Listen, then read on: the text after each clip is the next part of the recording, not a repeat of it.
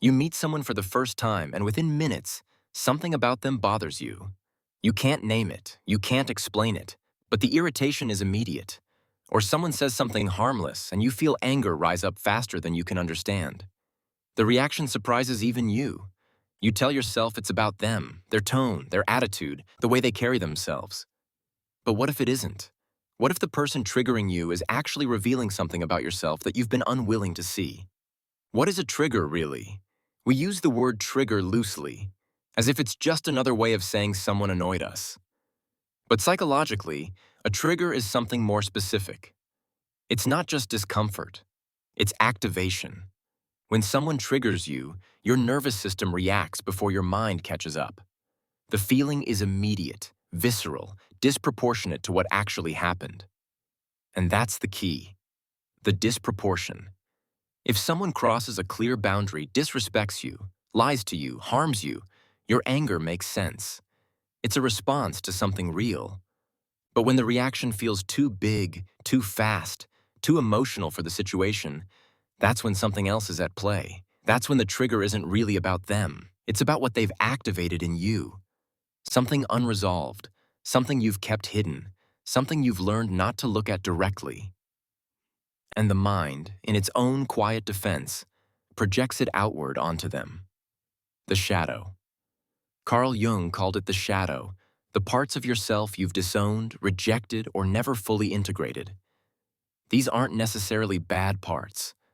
They're just the ones you learned weren't acceptable.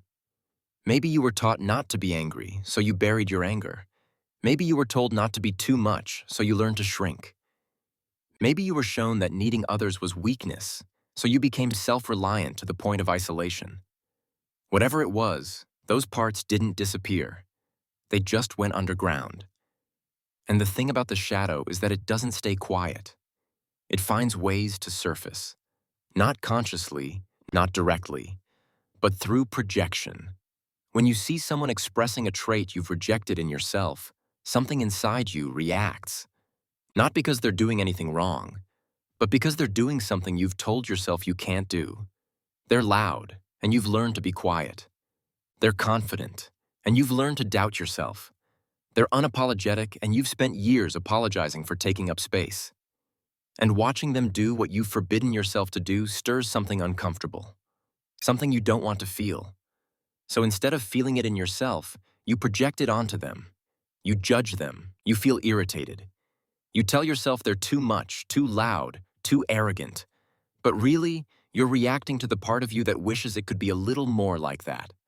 Or the part of you that's afraid of what it might mean if you were. Projection. Projection is how the mind protects itself from discomfort. It's easier to see something in someone else than to acknowledge it in yourself.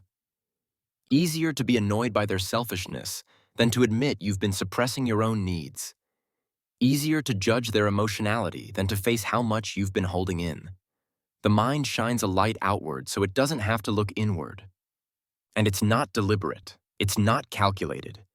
It's automatic. A reflex. You see someone and you feel something strong.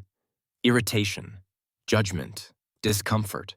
And your mind immediately explains it. It's them. They're the problem. But the intensity of your reaction is the clue. Because if it were really just about them, the feeling would be manageable, proportionate. You'd notice it and move on. When the reaction lingers, when it feels charged, when you can't stop thinking about it, that's when projection is at work. You're not seeing them clearly.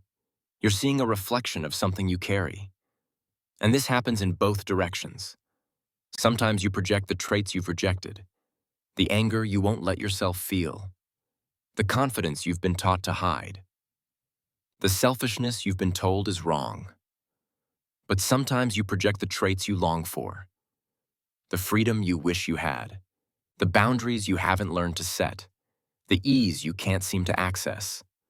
Either way, the other person becomes the carrier of what you're unwilling to hold yourself. And your emotional reaction, whether it's irritation, envy, judgment, or discomfort, is the signal that something inside you is asking to be seen. Why do some people trigger you more than others? Not everyone triggers you.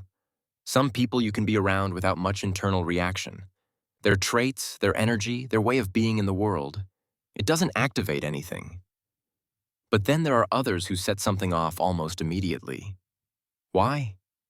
Sometimes it's because they embody a trait that mirrors your shadow too closely. They're expressing something you've worked hard to hide, and being near them feels like exposure. Sometimes it's because they represent the opposite of what you've learned to be. You've made yourself small, and they take up space. You've learned to control your emotions, and they're unfiltered. You've built your identity around being responsible, and they seem carefree. And watching them live in a way you've denied yourself stirs something. Not always envy, not always resentment. Sometimes just discomfort, a quiet ache of what's been lost. Other times, the trigger is rooted in an old emotional experience. Someone in the present reminds you unconsciously of someone from the past. A dynamic you couldn't control, a wound that never fully healed. And your nervous system reacts as if the past is happening now. Not because you're stuck, but because the emotional pattern still lives in your body. The person in front of you isn't the one who hurt you, but they've activated the same internal place, and the reaction comes before you can separate the two. This is why triggers feel so immediate, so irrational, so out of proportion. Because they're not really about the present moment. They're about everything underneath it. Closing reflection. If someone triggers you instantly, it doesn't mean you're broken. It doesn't mean you're too sensitive or unhealed or failing at self-awareness. It means you're human. It means there are parts of you that haven't had permission to exist. Parts you've hidden to survive, to belong, to be accepted. And those parts are still there, still asking to be seen. Projection isn't a flaw, it's information. A signal that something inside you is ready to be acknowledged, even if you don't yet know how. The person who triggers you isn't the enemy. They're the mirror. And mirrors don't lie, they just reflect what's already there. You don't have to fix this. You don't have to resolve it immediately. You just have to notice it. Because noticing is where understanding begins. And understanding brings softness. Not blame, not shame, just clarity.